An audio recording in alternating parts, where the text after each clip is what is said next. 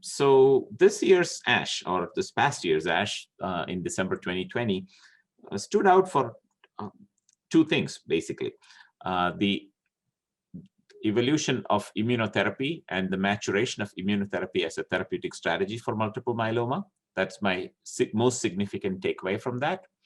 And the second takeaway is that the identification of new targets, which are now entering clinical trials in myeloma and promises to extend the survival of myeloma patients by a long way. So we are going to get new classes of drugs acting against new targets. And we also see that immunotherapy is evolving and maturing to a very stable footing now. For me, the most important findings were the BiTE studies, or the bispecific antibody studies, and the CAR T-cell studies in the field of immunotherapy.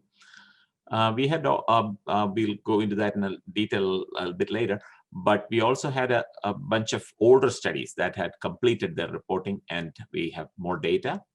And then some new drugs that are already approved, such as belantamab and selinexor, that are now being used in combinations. We had some data from those combinations. So if you think about it in a broad perspective, it all bodes for new combinations, new classes of drugs, and new modalities of action, i.e. Immunotherapy, either with antibodies, such as in bispecific engagers, or cellular immunotherapy, such as CAR T cells.